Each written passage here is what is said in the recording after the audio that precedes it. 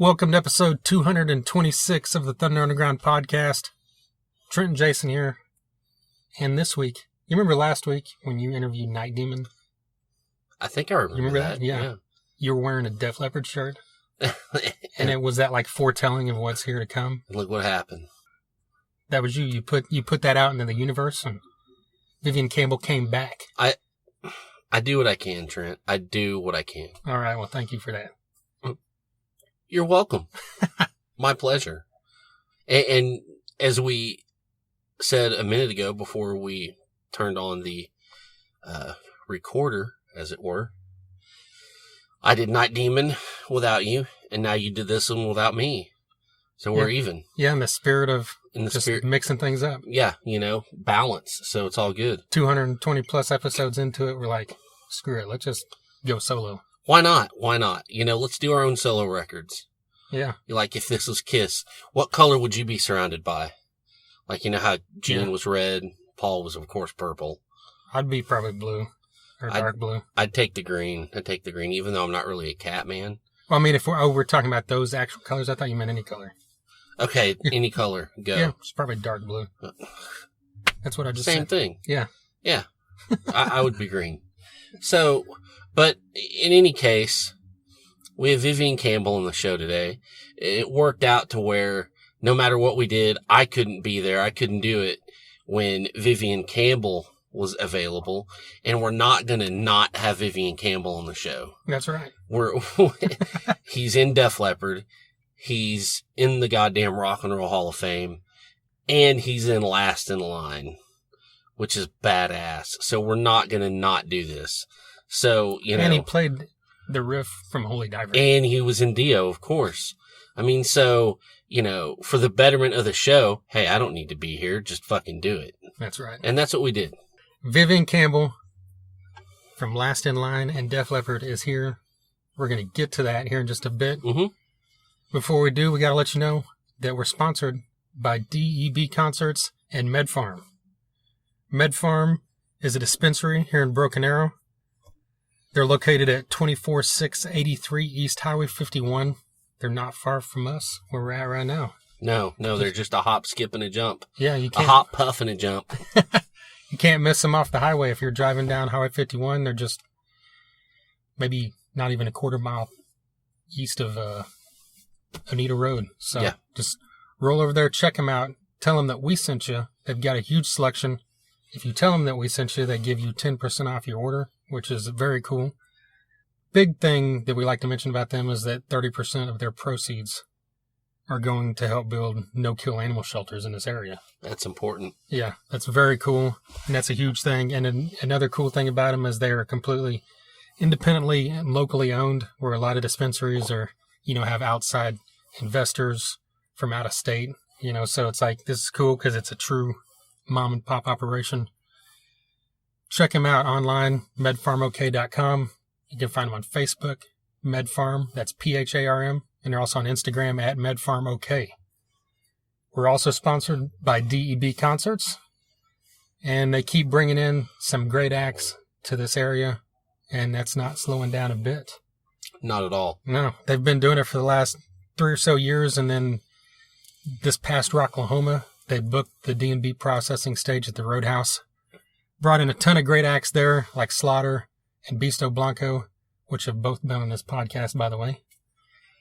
And now we've got a free show this end of July 28th at the Ideal Ballroom, which will feature Midnight Devils and Rocket Science, both of which have been on this podcast multiple times. That's right. Both of those bands are excellent. Midnight Devils, we can't stress enough every time we talk about them that they're a live band to behold. It's pure party rock atmosphere. Exactly. And Rocket Science does the same thing. Pure, throwback to the heyday of rock and roll that we always like to talk about, that we grew up on. Of course. I mean, if you're the ilk that goes out to these shows that DEB Concerts is bringing out to IDL, Streets Gone Wild, Warrant, Firehouse, Dokken,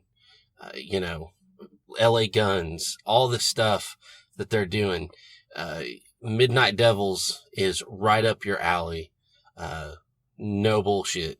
You will love this. You got to get out to this show. It's just high energy, fun, fuck Monday. Who cares? Come on out. It's a Sunday night. Have fun. It's early in, early out show. So you need to be there. Definitely. So yeah, check that one out. And then rolling into September, on September 13th, we've got the return of LA Guns coming back to the Ideal Ballroom. Last time they were here, both Tracy Guns and Phil Lewis were on this podcast. That's right. What class dudes, man. Those are some of the coolest dudes that of all of us doing this, the 3-4 years, whatever. That was one of the cool ones. Yeah, they definitely rank up there in the top 10. And sure. then when it was done and we went back out and we were talking to some friends, they Tracy Guns even came back up and patted us on the back. I mean, just a great dude. Awesome stuff. Yeah, did you ever think you'd sit down and talk about black metal with Tracy Guns? No, but we did. That's so, right. I mean, it's all good. It's all good. And opening that show will be our good friends in Fist of Rage. No, hold it. Sorry. Grind. I'm getting things wrong already. It's okay. I'm here for you. Fist of Rage is actually going to be opening up October 19th for Last in Line at the IDL. That's correct. Finally, we got Last in Line coming to Tulsa. We saw them when they came to Rocklahoma a few years ago. So glad that we're going to get them here for a headline set. Of course. You'll hear all about headline Last in Line sets here in just a bit from the guitarist of Last in Line. The man himself. That's right. But yeah, you don't want to miss that. Fist of Rage is going to be opening it. And DEB Concerts is always announcing new stuff. They're always bringing back some amazing artists that have already been here and then surprising us with stuff like Last in Line and Midnight Devils that haven't hit the Ideal Ballroom yet as well. That's right. I really like where DEB Concerts is going with, Saxon, Last in Line. They're really, they're getting their rock tentacles out there. That's right. And I think it's really great. Yeah, not that long ago, earlier in the spring, they brought Snoop Dogg and Nelly to the BOK Center. Yes, that's great. That's awesome. A huge deal. Even though it's not the same type of music, they stepped up to the arena game, and they've mentioned that they're working on doing some more of that here in the future. That's awesome. That's a big win. Yeah, really looking forward to that as well. Yeah. But all right, before we get into some talk, we just mentioned that Fist of Rage is opening up for Last in Line. So I think right now would probably be a good time to play some Fist of Rage. Am I right? Let's do it. All right, here is Fist of Rage with The Last Time.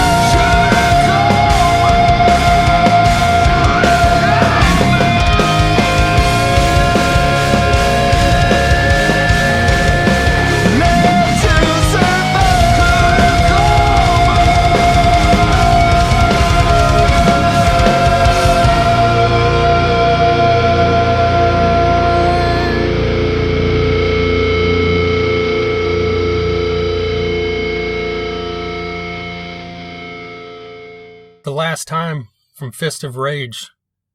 That was the first track they released that featured Brax on vocals. A little bit of a change in their sound that they were known for, but it's not a bad change because Brax kicks some ass. Of course. Yeah, that's a great song. If you haven't seen them live with Brax or seen them live ever, you need to get out and check these guys out. Dave has well been on this podcast a few times.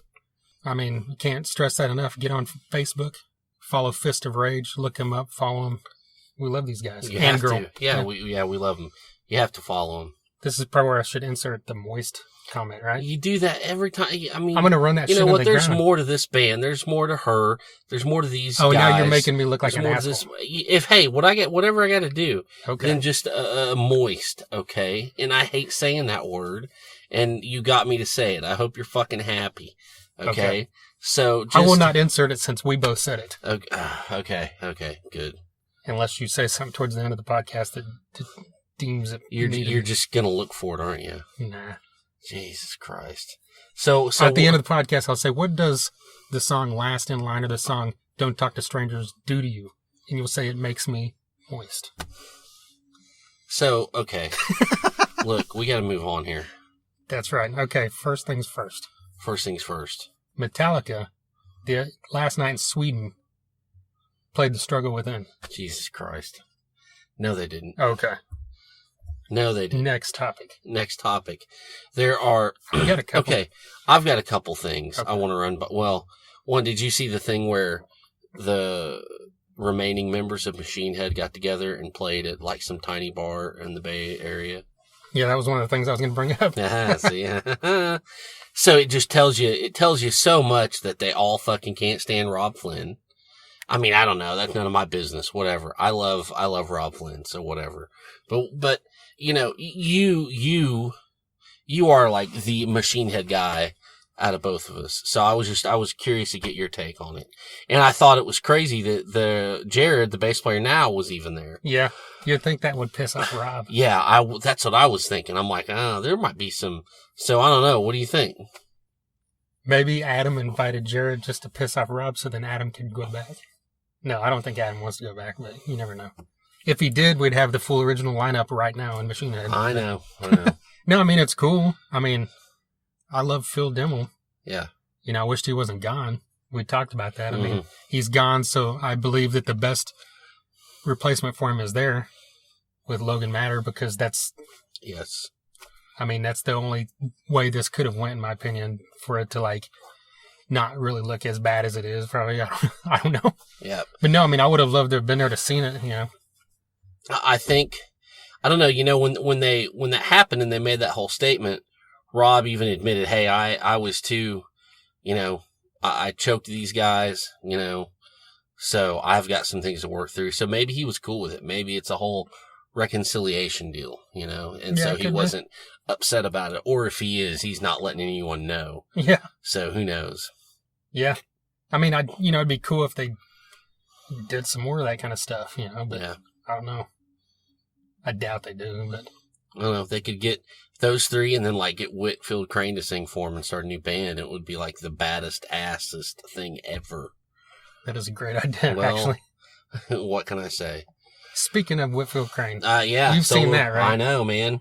like That he would be announced- cool to see. He announced his first ever solo tour, and it's like obviously in Europe. Yeah. Why the fuck would he do it here? Yeah, I know, because, you know, no one would give a shit because they're too busy listening to Seether and fucking Starset. Fuck them. Right.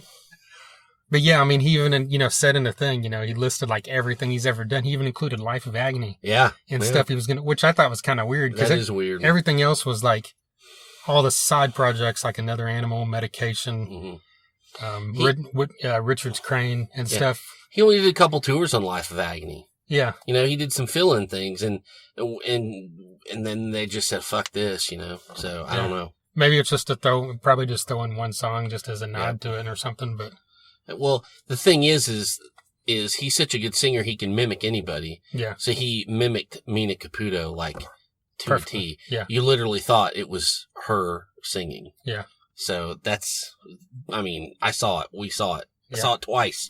So, Well, and then yesterday he made a post like, you know, the typical, what songs would you like to hear on my upcoming tour? Did you see that? No, I didn't. So, of course, I skimmed through it just to see what was going on. And I thought it was cool because there was a heavy amount of people saying panhandling Prince. Fuck yeah. And I'm just like, fuck yeah, because that would be one of the ones I would as well love to hear. And there was quite a few, Milkman's Son and I was about to say Cloudy Milkman's Skies. Son, Jesus Already Harley Davidson. I saw that on there a couple times. Fuck yeah. So, yeah.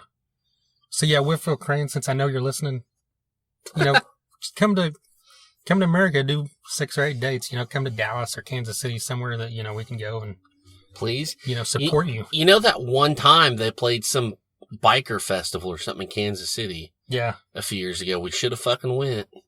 Yeah, it was like the full throttle thing that they used to do there. Yeah, I know. Yeah, we blew it with that one. Well, going back to Machine Head real quick, the point I wanted to make was, I don't think, at first when all this came out, they said they're going to do a tour and the first part of it's going to be, with Chris and Logan doing Burn My Eyes, and then they're going to have 2 other dudes and do all the rest of the shit. Yeah. You notice they backed off of that real quick. They haven't been saying that? Well, they announced all the dates and they hadn't said nothing like that. Oh, okay. So, and I think, do the fucking album and then do a few other songs. Those guys can learn them shit. Well, no, Machine Head is, the last few years, he made a big point about doing the evening with Machine Head, and it's literally almost like 2.5 to 3 hours long. Well, yeah, true. So if they go out and play Burn My Eyes, that's going to be like less than an hour. So they've still got at least another hour or more to fill, which, is not hard because they have a vast catalog of shit that you can fill up another 2 hours easily of great songs. Fuck. If you just play Halo and Unto the Locust, you've filled up half that fucking time already. True. But anyway, that was dumb. But well, then I don't know. Then. No, but I hope you're right. I hope that's what I would like to see happen. There's no reason to get 2 new guys just to. Yeah, that's a lot of goddamn money to go through. Yeah, just to play a collection of other songs when you've already got 2 guys there that are completely capable. Yeah, true. So the other thing I want to bring up is Slayer have announced their last leg of their tour, which the bill is outstanding. I think Primus Ministry and Philip H. Anselmo and the Illegals. Like I told you earlier today, I haven't really listened to Primus regularly in a long time. I've never been a big Ministry fan. As far as Phil Anselmo, we've seen him, and I love the Pantera set they do, so that'll be great. But it's just it's a diverse bill, and I think that's great. And I think there should be more tours like this. However, having said that, I think this is probably the last time you'll see them until, I even posted something about it earlier, until a few years go by and, a festival makes some insane offer with a ton of money, or like, we're just misdoing it.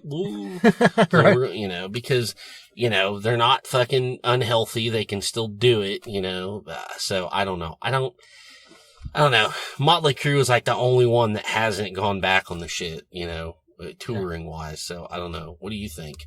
I still think, I don't think Motley Crue will necessarily go back on the touring thing, but I think they'll play again. Yeah. Like an LA show, or like we talked about, a residency in Vegas. But I'm just saying, so far they haven't. So yeah, but it's still only been, what year was that? Was that like 2015? It was like 2014, 2015. Okay. So it's been several years. Yeah. But yeah, the Slayer thing, I like that because it's that show, it's bookend, like you've got,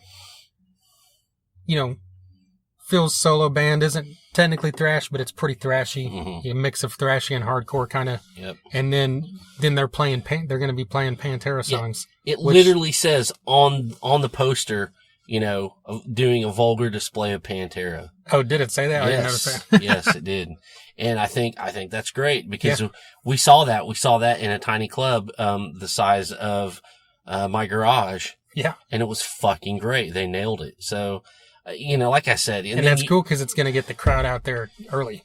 It's going to lube them up. It's going to get everybody in their seats. I think, Ministry is awesome, and Primus, which is kind of the wild card, and I love that. Yeah. Yeah, because all these tours so far that Slayer, all these legs that they've done, have included just bands that you would expect, Yes. Lamb of God, Testament, Anthrax, yeah, Behemoth, whatever. Cannibal Corpse. So to throw in Primus, I think is really cool. Yeah. Because, it's going to piss off some people, and other people are going to love it, and it's going to be cool. Yeah. And Ministry is another one that I don't think would piss off as many people, but there's a lot of people that aren't probably into that as much as they would be Lamb of God. I don't know, Primus they've been around since we were kids, and, all of us metalheads back then listened to Primus and loved Primus. Yeah. So if you're going to be a tool bag and fucking, get out there and boo him and shit, then fuck you. You don't even need to go. Right. That's what I think. Yeah, that's a good point. So anyways, that was one point. That was one topic I wanted to bring up.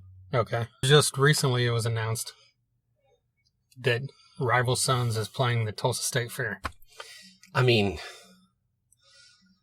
that for me, that came out of nowhere. Yeah. I mean, the Tulsa State Fair is like announced and stuff daily, I think. Mm-hmm. And, they always do a good job of at least bringing a couple rock bands, whether we like them or not. There's always at least 2 hard rock bands out there, it seems like. And then a bunch of country and some old school rap or something. But so just like to Genuine, see. You want to go out there and see Genuine? Yeah, I don't even really know. I mean, that's a 90s thing, I think, right? Early 2000s. But I don't even really know. But I went out there and saw MC Hammer. I ain't gonna lie. Well, we saw, what was it that one year? I saw Keith Sweat. Yeah. Well, here's my thing is like, it's usually, and you tell me, because I don't listen to the radio. There's no fucking point in listening to the radio. It's stupid. Right. Are they kind of getting some traction on the radio? Because I would have thought that the Tulsa State Fair would have got more of a radio band, From what I've seen, what do I know? I haven't. The only time I listen to radio nowadays, I listen to Sirius a lot, but anytime I listen to like local radio is when I'm like at work driving a work vehicle or something. Yeah. And that's the only option. And believe it or not, I've heard them on KMOD. Okay. And that's pretty, you got to think of how minimally I do that. Yeah. I only work there part-time now, and I'm only driving a work vehicle maybe once every 2 or 3 weeks or something. And you hear them, yeah. And I've heard them on there, so that means, I would assume that means they're getting some decent play. Gotcha. So, yeah, I mean, we've talked about them numerous times over this past year because their new album, their album before that are amazing. You saw them recently. Yes. Fort Smith. They're amazing. They're so good. Yeah, they're a great live band. So just to be able to see them out there, to me is amazing because, you expect when they announce the band, it's going to be 3 Days Grace or some shit. Yeah, exactly. So for whoever at the Tulsa State Fair that pulled this off, kudos to you. You're the fucking man or woman, whatever. You deserve to be bought many beers or many whatever it is you like, mini Starbucks. Margarita yards. Because you kick ass, whoever you are. And, I know at that stage, that's where I saw Seether last year. Let's not go into that right now. And let's go into that. No, I was joking. We went into that last year. Yes, we did. So, he went out of love, so it's all good. That's right. That's right. It was all love. But, I think there's a certain section up front for like VIP or whatever. Yeah, there's always been that. I mean, not always, but for many years. But if you just walk up, we just walked up and sat in one of the rows and the view was pretty decent. Yeah. So, I mean, it's going to be a great night. I can't wait. And I'm so glad. I'm so happy the Tulsa State Fair pulled this off. It's going to be amazing. Yeah, I don't know if they realize exactly what they've done and how well they did when they see this band and when they see Jay Buchanan sing. Right. They're going to be like, holy shit, we fucking kick ass. Yeah, really. Right. But yeah, by the way, those VIP sections, only like $10 a ticket. Mm-hmm. And that gets you into like guaranteed into the first 10 rows or something, I think. And that's even itself is general admission in there. Yeah. So. Yeah, sure. And then the same week it was announced that COC will be headlining the Cain's Ballroom. I mean, come with on. The Mothership and the Skull. Yeah. I mean, holy fuck. Unbelievable. On a Saturday night, it's going to be right. Yeah. I mean, really. Can't stress enough how much we love this band. Just listen to any podcast we've talked about them. It's me just like fucking nerding out over COC. I mean, COC at Rocklahoma was literally the best 30 minutes of music you're ever going to see live. Yeah. The best half hour. That's right. Well, should we get into some talk about Last in Line? Let's do this. Or Def Leppard or anything Vivian Campbell related? Yep. So yeah, Last in Line, if for some weird reason you're not familiar yet, is a band that was started by the 3 original members of Dio's band outside of Dio to celebrate the first 3 albums of Dio, because that's the 3 albums that those 3 guys were on. And then a couple years after they started, Jimmy Bain unfortunately passed away. He had worked on the first album and everything before it came out. So now it's down to 2 of them, but then they got a singer, and Andrew Freeman is phenomenal, as we know. Of course. They've now put out 2 albums of original music, and you'll hear all about that here coming up. What's going on with all that, but we talked about the album 2 when it came out. This album is kind of like we talked about Rival Sons a little while ago. These are 2 of the albums that are contenders for, definitely in the top 10 of this year, I think. And so if you haven't heard the new album from Last in Line, you really need to do yourself a favor and check this out. Yeah, I think I'm even going to put it on when we turn this off. It's getting me amped up for it. Yeah. But so now we've got Vivian Campbell, who, like we just said, was an original member of Dio, did 3 albums with Dio. He had the River Dogs. And then, of course, he took over for Steve Clark, Steamin' Steve Clark, in Def Leppard after Steve Clark passed away. So he's been in Def Leppard now for 28 years, roughly, once he came in around 91, I think. That's right. And, yeah, I mean, can't say enough. I mean, the first time I saw Def Leppard was 93, and I've seen him a ton of times since, probably 10 times, I think, now. So every time I've seen him has been the Vivian Campbell era of Def Leppard. And this is just one of those bands that, have been with me since I was a freaking kid. Like one of the first bands I truly loved, and it's never died. That's right. And fun fact, Vivian Campbell is also in the band called Sweet Savage. That's right. They had a song called Killing Time, which Metallica covered. And it's probably my favorite Metallica cover ever. Yeah. And so I completely forgot about that. Me too, until today, this afternoon, I decided to listen to Garage Inc. Disc 2, and that came on. I'm like, fuck. Vivian Campbell was in this band. But it was like 1 or 2 o'clock in the afternoon, and you'd already in the... So, I mean, it just, it reaches out everywhere, people. It's great stuff. Yeah. So... you think of all these great songs like Stand Up and Shout and Last in Line, Don't Talk to Strangers, Rainbow in the Dark, of course, Holy Diver, that, this man was a part of, that, Jimmy Bain was a part of, that Vinny Appice was a part of. And so if you get the chance to see Last in Line, do not miss it. Yes. We're going to see him here October 19th. We saw him at Rocklahoma. And it's just amazing that, they found a singer that can truly do these songs total justice, but doesn't sound anything like Ronnie James Dio for the most part, Yeah. And it's just wonderful. So, would you rather see this or the hologram? Were you waiting to ask that? Yes. No. I'd rather see this. Well, obviously this. Of course.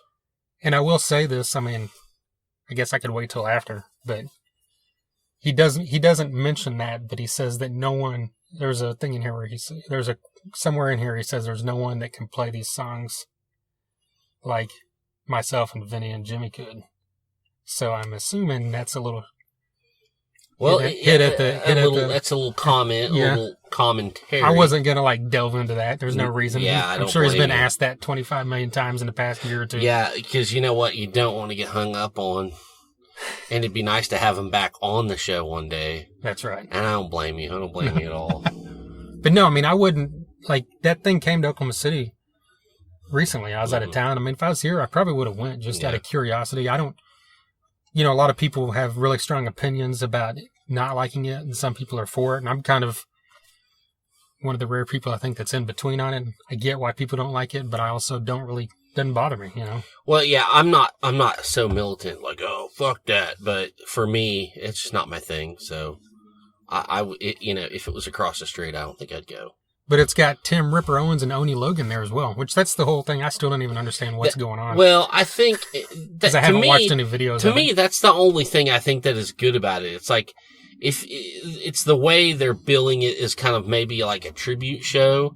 Then you've got a couple of guys singing some songs, and then, they do the hologram for just part of the show. So that makes it for me a little easier to swallow and to perceive, Right. But still, I don't know. I think, I don't know, the hologram thing, I'm not like violently against it, but I'm good. I don't know. I'll stay home and watch live PD. I'm all right. Right. I'm all right. All right. Well, on that note, let's get into this interview. Roll it. Here is Vivian Campbell of Def Leppard and Last in Line.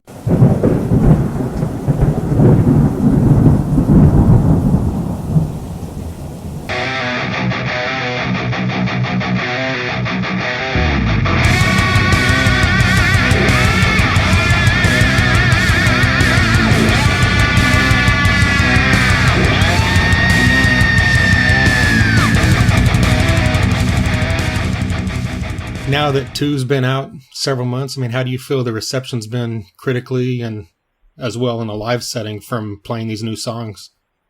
Oh, it's been wonderful, yeah. We've done a bunch of shows since the start of the year. The record came out in February, and we immediately started playing Landslide, the first single off the record, and we also played Blackout the Sun, and now we've added Give Up the Ghost, and I think there might be another one I've kind of forgotten, but yeah, we've been out playing them, and it's been great. I mean, people, have really gotten into the band since our first album, Heavy Crown, in 2016, and we've been we've kind of just crossed the tipping point in recent months, actually, where we're now playing more than 50% of our original Last in Line material, as opposed to more of the original Dio catalog, which is what we started doing, So it's a good time. I mean, the band's really, really coming into its own, I feel.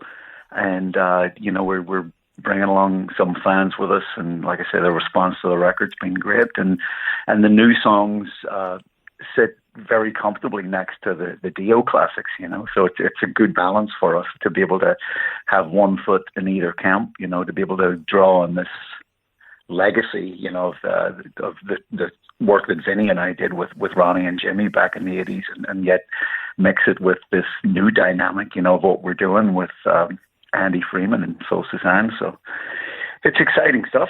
I'm enjoying my work, gotta say. Well, did you guys go into writing two with a different mindset than you did Heavy Crown? Like, was Heavy Crown one of those things where it was like, we're going to try to make something that sits right along with those first three Dio albums, and two is taking the progression a little bit further? No, I got to say, even in 2014 and 15, when we were writing for Heavy Crown with Jimmy, when Jimmy was still alive, we didn't go in with any sort of mindset other than that we wanted to approach the creative process, the writing and the recording, in the same way that we had approached the early Dio records with Ronnie, and that was to write as a band and to kick around ideas, as opposed to going in with preconceived songs, songs already written.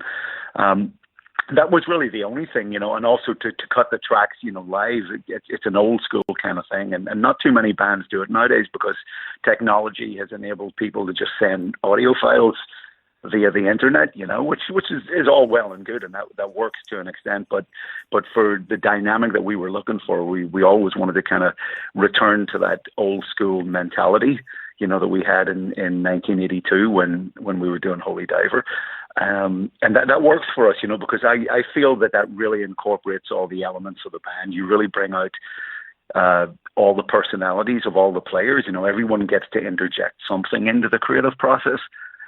So, it was different, obviously, because this was the first record we'd done since losing Jimmy, and Phil Suzanne's been with the band now since early, mid 2016, and we had a chance to do a whole bunch of shows, both in America and in Europe with Phil. So we really got a chance to know each other as players. And, I told Phil on more than one occasion, I said, when we start writing for this next record, don't bring in songs, just bring in bits, bring in a riff, bring in a vibe, an idea. And, Phil was good that way. He's a team player. And I do think that he pushed us a bit more musically because he's a bit more ambitious of a bass player than Jimmy was. Jimmy was a very, very fundamental player.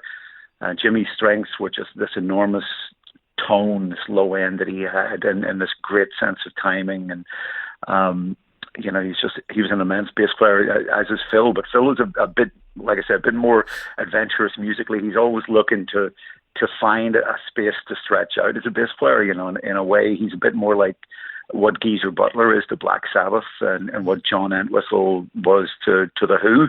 That he really kind of plays a lot. So I think that kind of pushed us. We stretched the boundaries a bit, and the songs are maybe a bit more intricate than some of the songs on the Heavy Crown record.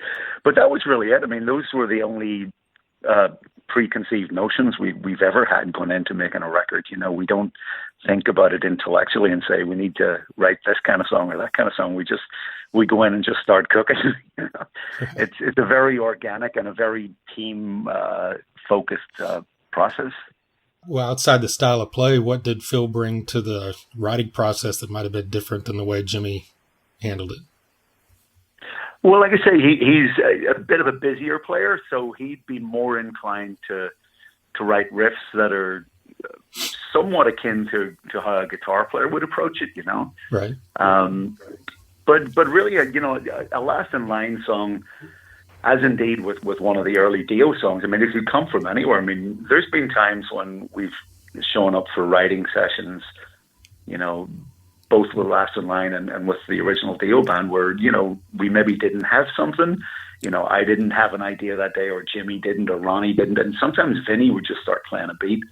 And, he's such an inspiring drummer, to me at least. And, when Vinny starts playing, I just can't help but play guitar, and he makes it interesting. So, sometimes we would grow something out of nothing, and then, if it was Ronnie back in the day, or if it's Andy today, they kind of direct us, as singers, they say, oh, that sounds like a good part for a verse, or this could be a chorus. And, it really is a very collaborative process where we just kind of bounce it around the room, and sometimes we come up with something, we think, it's good, but it's not quite good enough. And then we move on to something else. But more often than not, we can bang together a song pretty quick, and sometimes literally out of nothing, just out of a vibe.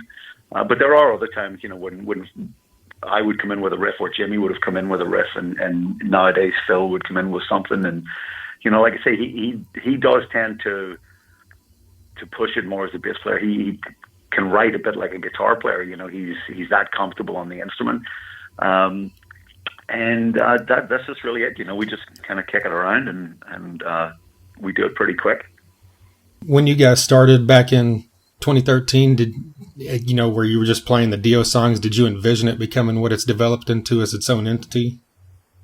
No, not at all, actually. And I've got mixed feelings about calling the band Last in Line.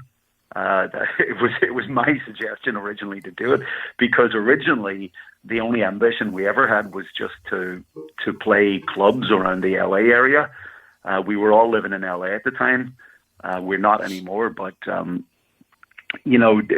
was it. We had very, very limited ambition. It was just a fun project, just me and Vinny and Jimmy and Andy, and we were going to go out and do songs from the first 3 Dio records on occasion when our schedules allowed. And it really kind of grew, and it wasn't until a few years later, back in 2014, after we'd already played not just American shows, but we played in Europe, and we'd even been to Japan for a one-off show, that we got a call from Frontiers Records asking if we'd be interested in writing and recording new music. And honestly, up to that point, we hadn't thought about taking it to that stage. It was just a fun band. So like I say, if I'd known all those years ago that it was going to get to the stage where here we are, touring on our second album of original music.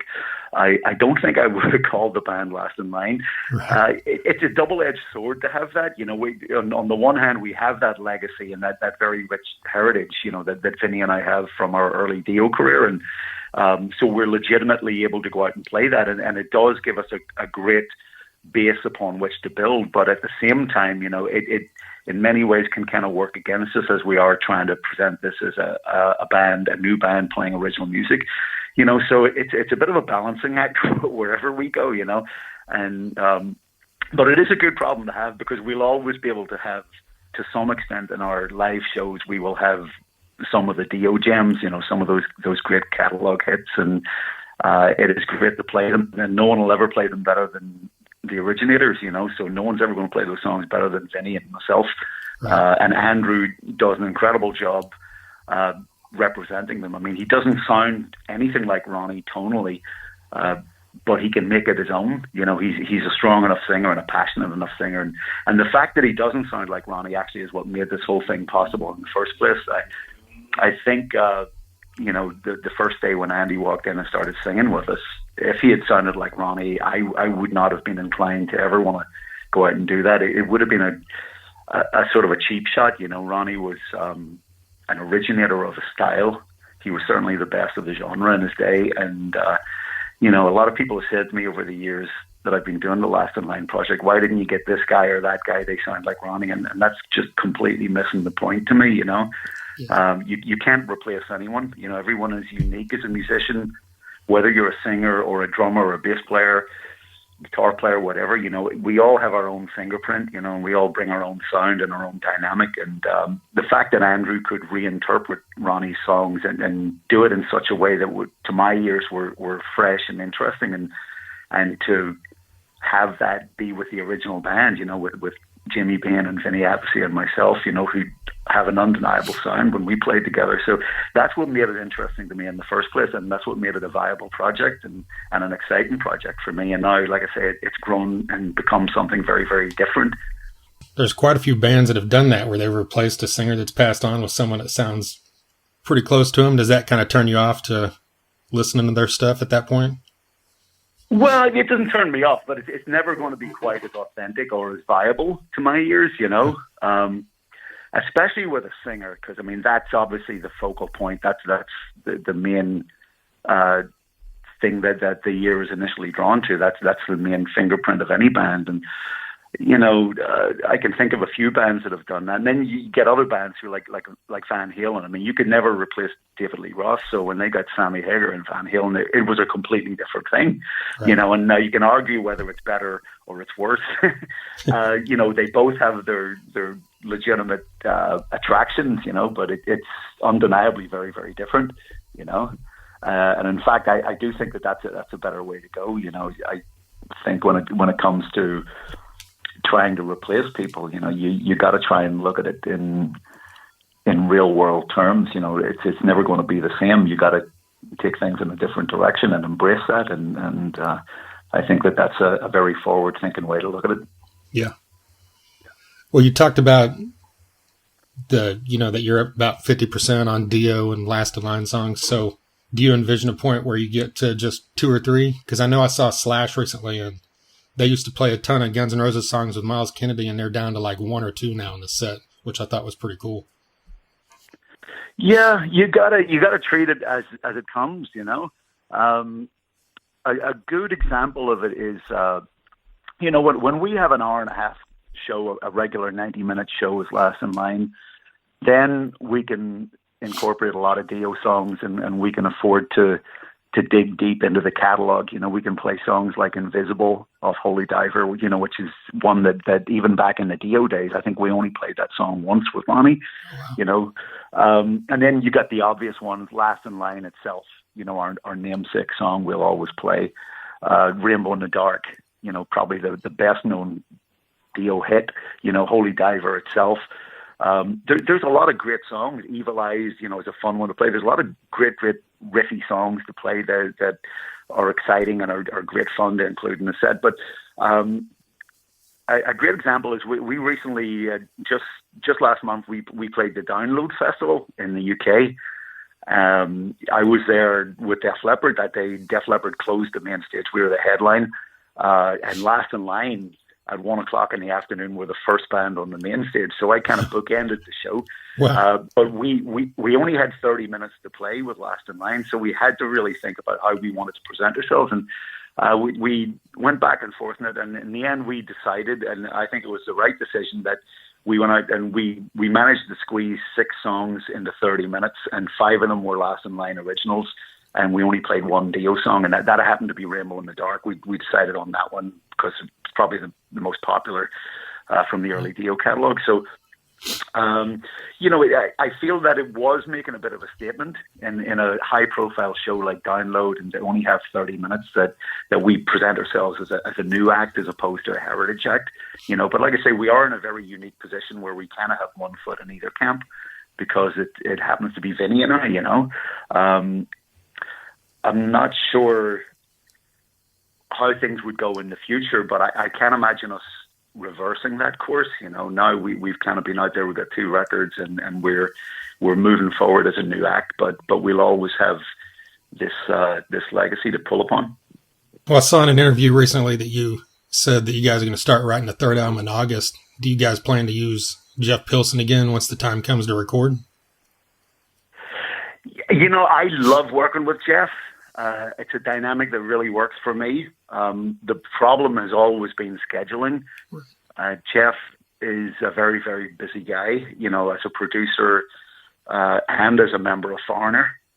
And, when we did the Heavy Crown album with Jeff back in 2015, we were recording that one, and it was very difficult trying to find the time when everyone's schedule lined up, Jeff's and mine and the other guys, to where we could go into the studio and record it. And we had to do it kind of piecemeal, where we'd get 3 or 4 days at a time with Jeff, and then a couple of weeks would pass, and then we'd have another 3 or 4 days. And it was even more stretched on the 2 album.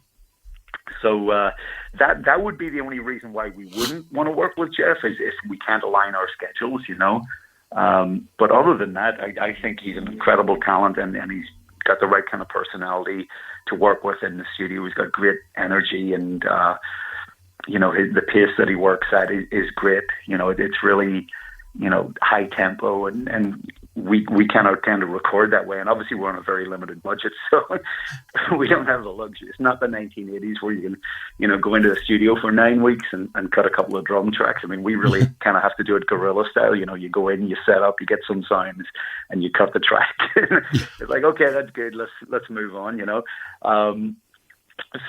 But we are going to try to start to write the record this August when I'm in Las Vegas with Def Leppard. We've done a residency there at Planet Hollywood. So on the days when I'm not doing Def Leppard shows, we're going to go in and start writing in a rehearsal room for the next Last in Line record. Now, I don't know when we'll actually get around to starting to record it, but it'll be a great opportunity for us to get a head start on the writing. So, and besides which, the other advantage of it means I don't have any downtime in Las Vegas, because that's not the kind of city where I want to not be working. Right. I go do my head in to be staying there and just looking at all the blinking lights. So ideally, we could probably expect a 2020 release for the 3rd album. I would hope so. But I wouldn't want to say it would be early in the year. Like I say, it really depends a lot on the schedules for both myself with Def Leppard and whatever Jeff might have going with Foreigner or producing other records, and we'll have to kind of see how it pans out in 2020. But certainly, yeah, we'd be getting the majority of it done sometime next year, and hopefully enough to get it released. Well, speaking of the Def Leppard residency, after you guys did the Hysteria residency a few years ago, there were rumors that there was going to be a Pyromania one. Was that just rumors, or is that like a possibility in the future?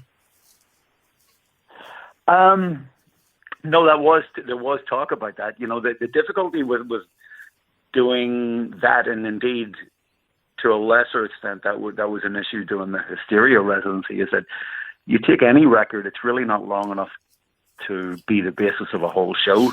You know, even the Hysteria record only comes in at 40 something minutes. Yeah. If you look at the time, the running time on the Paramania record, I think it's 30 something minutes, you know. So that in and of itself isn't going to be enough for a show. You know, with the Hysteria residency, we broke the show into essentially 3 parts, with the middle part just being a video presentation, a tribute to Steve Clark, essentially, and to set up the main act, which was Def Leppard doing Hysteria. And the first part of the show was actually, for me, I think the most fun part was we were our own opening act. You know, we went out as a band called Dead Flat Bird and did a bunch of deeper album cuts and more obscure tracks, and that was great fun. You know, we set up like an old school opening act in front of the curtain with no real production or presentation, and then after the video, the curtains opened and there was Def Leppard with the big old production doing Hysteria. So it was a really well presented show. This time out, to be honest, you know, we're just about to start our Canadian run of shows this weekend, and we have a couple of weeks up there. I know we're leaving it a little bit last minute, but that's actually the next couple of weeks is when we're going to decide on what this next Vegas residency is actually going to entail. So it's going to be a very busy couple of weeks for us. We're going to have to do a lot of homework, you know, on days off and stuff, and go in and practice and kind of work on a few tunes. There's a bit of a short list flying around, and I can tell you there's quite a few songs on there that we haven't played in many, many, many years. So everyone has been given their homework. Put it that way. You know, we've actually been really busy. We just flew in. We played in Barcelona night before last, and flew in to the States yesterday. I'm currently in Boston, so I got my guitar with me, and I've got an email with a bunch of songs, and it's not really time off, but sure, it's all good, you know. When it comes to songs like that you guys haven't played in a long time, do all 5 of you just kind of throw in your own ideas, or how do those come about? Yeah, we do. We have discussions about it. I got to say though, you know, Joe is always and has always been, you know, the heart of the band, and Joe really thinks these things through, and he always has great suggestions about what we should be playing and why we should be playing them. You know, I mean, it's one thing for any of us to think of a song from an earlier album and say, oh, let's play that. But, you know, it's easier said than done. You know, Joe usually manages to have a clear-cut, logical reason for playing a particular song, you know, and then that makes a lot of sense. He always tries to think of it as a show, you know, and that's why he's a lead singer. You know, he has that thought process with him, you know, that he kind of thinks it through, you know, because he knows that he's going to be the guy singing it and he's going to be the guy talking in between, and it has to make sense to him. You know, if it makes sense to him, it will make sense to the rest of us. Right. Well, speaking of past music, I'm a big fan of the Slang album. I was just wondering, since that album kind of stands out in your catalog as being different than the standard Def Leppard, do you guys look back on that, or you personally look back on that as do you enjoy that time period of the band? Yeah, I do think it's certainly a unique record. It's a standalone record in Def Leppard's history. It was a strange time, you know. It was my first studio album with the band. So for me, it was a very confusing time because it's a record that doesn't really sound like Def Leppard, you know. But I think at the time we really had very little choice. We had to kind of make a record that was radically different in the mid-90s. And I see the logic for doing that. There's many plus points on the record. It's a very organic record, and I'm a big fan of that sort of process. Like I said earlier about the way Last in Line writes and records, it's a very organic thing. And the Slang record was very much like that. But I got to say, as a new guy in Def Leppard at that time, it wasn't what I was expecting, you know. And I was trying to make sense of it. Like, I'm thinking, well, why, you know, there's not a lot of melody in this song, and Def Leppard's known for melody. There's not a lot of stacked harmonies. In fact, there's no stacked harmonies, and Leppard's known for the harmony choruses and all that. But it made sense at the time because, the 90s were a very changing musical landscape in hard rock. And as Def Leppard, found great success in the 1980s, we kind of had to carry that baggage through the 90s, Right. In a way, it was kind of working as much for us as it was against us. So it's, for any band to survive for decades, you really have to have a sensibility and a flexibility to change when you need to, but yet still remain true to the core of what it is you are and what it is you do. But I do like the Slang record. I think everyone looks back on it fondly, for different reasons. And sonically, I think it's an incredible record. I just think it's got great drum and guitar sounds. It's very vibrant sounding. There's an energy to it and an excitement. And I think that's really what we were trying to achieve back then, Yeah. So, so if you think that if you guys had done a typical Def Leppard album at that time, it would have been not received well. Absolutely, yeah. I think that was the only thing that we knew when we went into the studio to start Slang, is that we couldn't make a Def Leppard record, and then it was a question of how far can we bend to the left or to the right or whatever direction it was, but we couldn't go in and do what was typically expected of Def Leppard at the time. Looking past the residency and European tour and everything, do you guys have plans for another album? Yeah, there's some songs on the go. Everyone in the band is a songwriter. That's one of the great strengths about Leppard. And, we all have some sort of thing going at some time. And I know that at some point in 2020, we'll start to record something. Now, I don't know if that something will be one song or two or three or four songs or an entire album or whatever, but that will have to sort itself out, but we'll start with whatever we feel is the strongest of the individual ideas that are flowing around at the time. And, it's always, as they say, a fluid situation, we're still formulating what our tour plans might be for 2020. And obviously we've got to work around that also. And in addition, we all have children and wives and home lives and health issues and, things we have to kind of fit into the schedule. So it's hard to say anything for sure, Right. Not to bring this down or anything, but we've all seen the news recently about Dave Mustaine. And as someone that's dealt with something similar, when you see news like that, do you feel compelled to reach out to a fellow musician like that and offer support or your experiences or anything? I'm sorry. I have to profess my ignorance here. I don't know what you're talking about. Oh, about Dave Mustaine? Yeah. Yeah, he was diagnosed with throat cancer recently. Gosh, that's terrible. I had no idea. Oh, okay. I live under a rock, I guess, but no, Okay. I seriously, I wasn't aware of that. That's terrible. Yeah.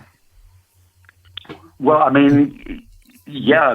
don't know Dave Mustaine very well. I've only met him. I know we did a show with them back with Last in Line a couple of years ago in Europe, but I certainly have been through the ringer on that kind of thing. So yeah, I everyone's got an opinion on things, but having had some real world experience with it, yeah, I would certainly have a strong opinion on that. But like I say, that is shocking news. I didn't know that. You mentioned, all the touring with Def Leppard and Last in Line and family and everything. Is it at a point now with Last in Line touring as much as you guys do that it feels like it's kind of tough to balance, or, is it still good where you get enough off time with family and everything? It is tough to balance. And no, to be honest, I haven't had a lot of off time. But that's my own fault, for filling up my schedule. But I also, I do it because I enjoy it and I believe in it. When I'm not working with Def Leppard, I'm working with Last in Line, and that's the way it's been solidly for the last several years. Because, like I say, I really, really enjoy it. It really keeps me sharp as a guitar player. And it's to the benefit of Def Leppard when I go out and improve myself as a guitar player, and then come back to Leppard. I think there's a renewed excitement about it as a result of working with Last in Line. Right. I do think that, especially in this day and age, you can't just make a record and do a couple of videos and do some interviews and expect it to work. I mean, you really have to go out and manifest things. You know, you really have to make it a real band and go out and play live shows and do it as much as possible. Now, having said that, it has been a very, very, very busy past several years as a result of my investing so much of my time into Last in Line. I do need to schedule a bit more time for myself and for my family.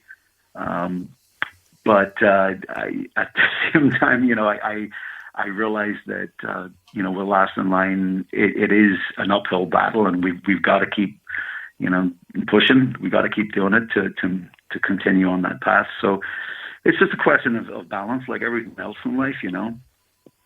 Definitely. Well, I've seen Last in Line once, and you guys are coming here to Tulsa this October, so I'm looking forward to catching you guys again. Oh, yeah, great job. Yeah, I mean, it is a great little show, you know. We don't have anything in terms of production.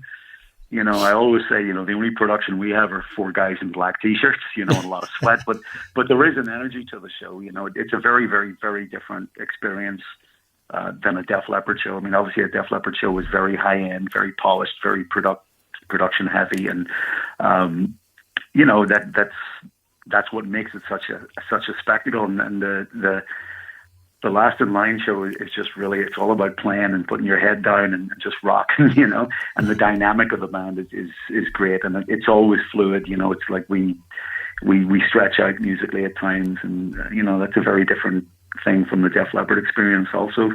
And it's great as a musician to be able to experience these 2 different extremes, you know.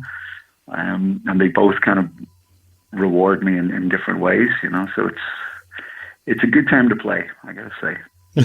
Very cool. Well, I appreciate you taking the time out of your day to do this. It's quite an honor and privilege to have you on here. Oh, thank you, Trent. Lovely to talk to you. All right. We'll talk to you again soon. See you in Tulsa. All right. Looking forward to it. There you go, Vivian Campbell of Def Leppard and Last in Line, and of course of Dio fame. Quite an honor for myself. I wished it could have been there, but I appreciate you like telling me to go ahead and do it. I was it's okay. It's you know, for the betterment of the show. Yeah, see, that's the thing that like we mentioned at the top of this episode, we've never done an episode where it wasn't the 2 of us interviewing someone until the very last episode. And now we've done 2 in a row. Yeah, and now it's like new habit. But yeah, so the last one still featured 2 people. It was you and JP from Egotastic Fun Time. Check them out. And this one was the first one where it was just solo because you weren't able to make it. But I'm glad we were able to get him on, and I'm sure he'll return at some point. Definitely. Where both of us will interview him as well. So a huge thank you goes to Jody Best of Best Bet Promotions for setting that thing up for us. Of course, she set up Mark Slaughter as well. So speaking of that, I mean, if you're listening to this and you're a fan of Def Leppard, we've had on quite a few people from bands you might like Slaughter, LA Guns, Junkyard, Warrant, Firehouse, Trickster, Tesla, Dokken, Europe, Taiketo, Lillian Axe, Bullet Boys.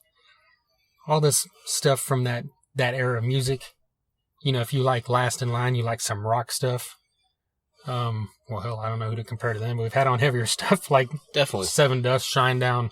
Biff Byford from Saxon. Yeah, that's of course a great one. We've had on guys from Sons of Texas, and we should mention that, like you said you were going to mention, well, you kind of did, but not totally. We've now had on two people that are Rock and Roll Hall of Famers. That was one thing I wanted to get to. Gene Simmons, Vivian Campbell, 2 Hall of Famers, Rock and Roll Hall of Fame.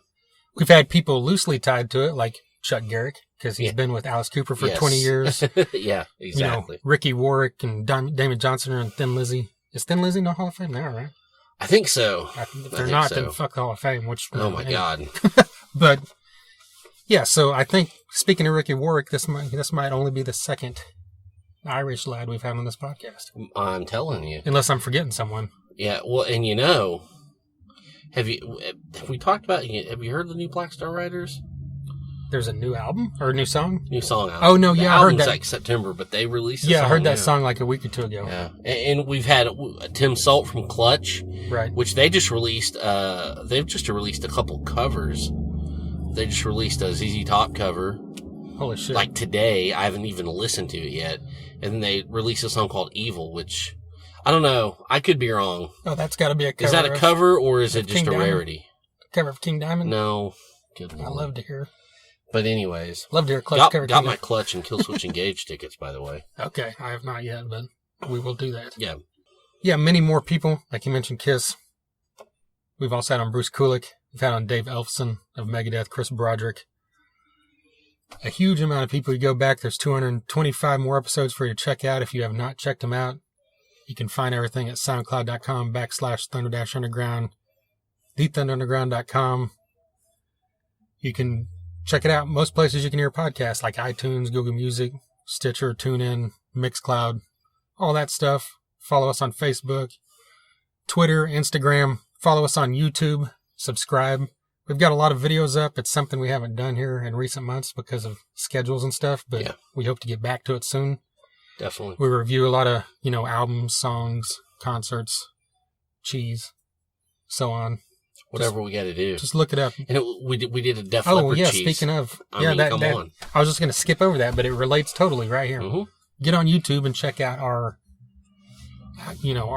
video review of the Def Leppard and Guns N' Roses cheeses. That's right. That were a special edition released by Aldi. So yeah, if you didn't know about that, now you do.